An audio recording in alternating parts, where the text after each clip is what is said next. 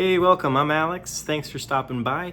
What I want to talk about today is the downsides to owning guinea pigs. So, if you've seen my videos before, you know that I love them. I love what they do. They're so silly, they're so cute. They're back there thinking that I'm going to feed them. But what I wanted to talk about today is kind of cons to having a guinea pig. Now, do not interpret this as I should never get a guinea pig. They sound scary, they sound like a lot of work. Think of it more as a way to prepare yourself so that if you are to become a guinea pig parent, that you are all set and you can give these pigs their best life and they're gonna love you and they're gonna love how much you feed them. So without further ado, let's get to it.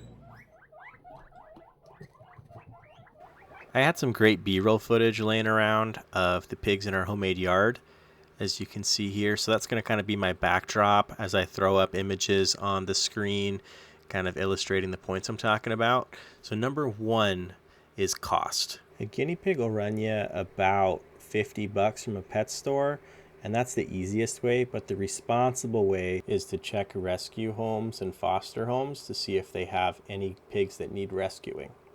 There may be a small rehoming fee, but you do know they come with a clean bill of health and that they're usually spayed or neutered. The next cost is cage, right? You need to have somewhere to put your pig, and it's a little bit more complex than getting a fish bowl for your betta fish. So if you look at the cage we have now, it's pretty large, right? And if you see this graphic, it says the minimum amount of space that you need for 4 guinea pigs is about a 2x5 grid, about 13 square feet. So we barely have that minimum, and we included a little loft just for some extra space, but it already takes up a lot of our living room. Okay, so you need to be prepared to have a lot of your living space taken up by these wonderful creatures. There are many different kinds of cages. The cages that we went with are called CNC cages, and they're these grids. Okay, it goes with cubes and coroplast. So coroplast meaning corrugated plastic. And you need to be aware that there's a lot of money when it goes to giving them these really cool, fun cages that keep their interest, give them the space they need, and keep their minds engaged. After you have the cage, you need to provide some kind of liner. So whether that's a fleece liner, we get ours from Guinea Dad, or you use pet bedding like wood chips, you need to be aware that those come with a cost and they have different pros and cons that we can do later, but suffice it to say, again, more costs. Next we have their hay and their food. So I used to just buy them by these small 12-ounce bags from the pet store until I realized you can get in bulk on Amazon, and you get these big boxes from Small Pet Select. I used to get the 40-pound box, but it's so much to store when you have a small apartment. So I did change to these hay bars, these subscription boxes.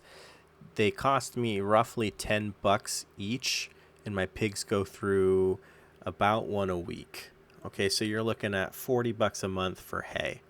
And again, this is what I do. So if you have the space or you have different finances, there are other options that you can explore where you can get hay for cheaper. I know some people will get giant bundles of hay from farmers directly, and if they have the shed to store it safely and cleanly, more power to them. Unfortunately, my living situation does not allow me to do that, so I need to buy them in smaller parcels, which increase the cost.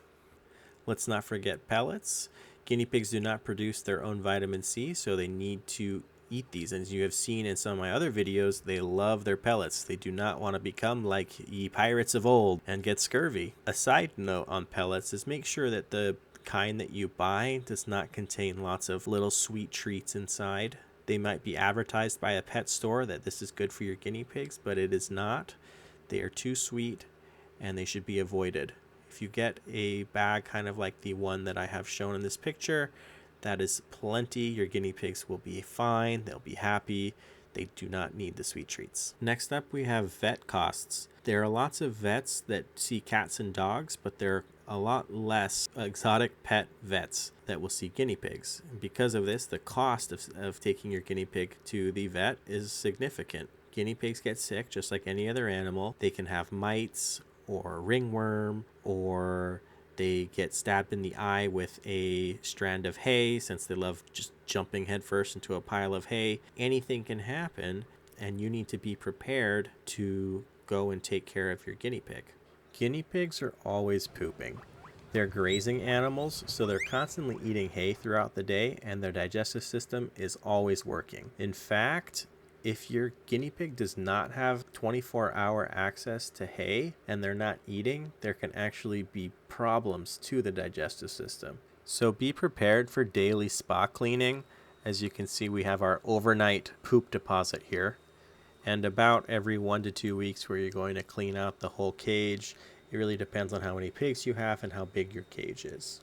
On a side note, something that does make cleaning up the magic beans easier is by semi-litter training them to go in certain areas. As you saw from that video, it was really concentrated where I had the hammock. So they felt safe underneath there and they felt like they could poop freely. So it helps condense all the major cleaning into certain areas. True potty training is very difficult with guinea pigs.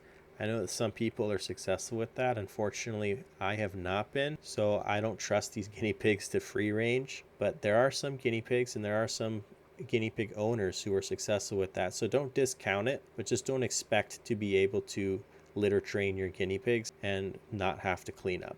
The next con about guinea pigs is kind of a pro. It's that you're always thinking about them. For example, I go to Costco and I see one of those greenhouse sheds that they're selling, and I think to myself, that would be really cool to put a guinea pig cage in so they could be outside and you can look kind of like Mason's Cavies. I don't know if you've seen him. He has a shed with, seems like, hundreds of guinea pigs. Guinea pigs are social animals, so they need either a cage mate or they need you to engage with them daily, sometimes even more than once a day. This could be cage time, feeding time, lap time. As long as the guinea pig is getting some social interaction, this prevents them from getting depressed and lethargic.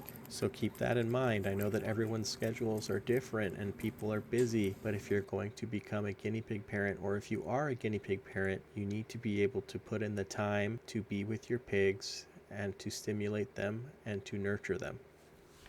So please, please, please don't misunderstand. I am not trying to condemn anyone or judge anyone or make anyone feel offended. I'm just stating the fact is guinea pigs take time. Keep in mind that guinea pigs are prey animals, meaning that they're always on the lookout for when predators are going to be swooping down and taking them away. We kind of look like predators. They don't know us, especially if we don't spend enough time with them. But once we do, and that relationship begins to grow and they begin to trust you, it's extremely rewarding, and the interactions that you have with guinea pigs are so much more fulfilling. So you made it to the end. Congratulations, you already passed the first test, because I know that you're here trying to understand guinea pigs better and to be a better guinea pig parent. So to summarize, in case you fell asleep, the costs of a guinea pig, especially as you grow your herd, are not insignificant. You always want the best for them, so you're going to be trying to find the best cage for them, the best bedding, the best hay, the best treats. We didn't even talk about accessories. That cost, it just keeps going up for us.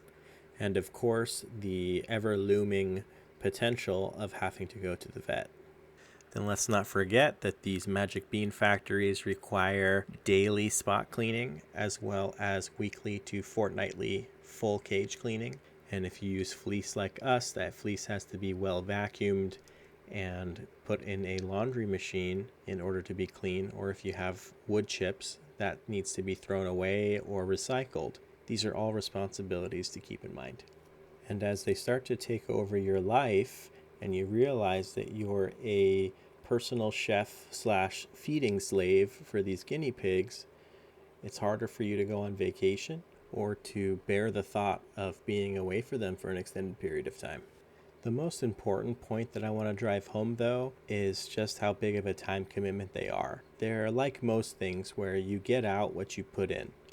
Imagine this scenario. A well-meaning parent wanting to teach their kid responsibility buys them a guinea pig. They get the cage that's recommended in the pet store, one that's usually too small, and they buy one. After the novelty and the newness of the guinea pig wear off, or the kid gets busy with summer camp or with after-school projects, the guinea pig sits in his small cage, lethargic, depressed, and becomes even less appealing to the kid. Eventually, the guinea pig either succumbs to his depression and passes away, or is given away by the parents saying that their kid is no longer interested, and even more guinea pigs start to crowd the rescue homes, or even worse, just dumped somewhere in a box like garbage. This situation happens a lot more than you'd think. That's kind of the point of my video here, is I'm hoping to drill home the importance of knowing what kind of a commitment you're getting into. The average lifespan of a guinea pig is 5 to 7 years, with the well taken care of and pampered ones living 8 to 10, maybe longer. So when you get a guinea pig, you need to know what you're getting into. This is a living creature, and we need to do right by them. One of my favorite quotes about pets is, "To you, they're just a small part of your life, but to them, you're their whole life." So that brings us to the end. I'm going to do my little plug, and if you found that this video was helpful or you enjoyed it, feel free to subscribe, join our herd. We're small but mighty, and if you have any questions, comments, clarifications, write something in the comments. I especially appreciate facts that I didn't know about guinea pigs, so feel free to share. I always like learning. Take care now.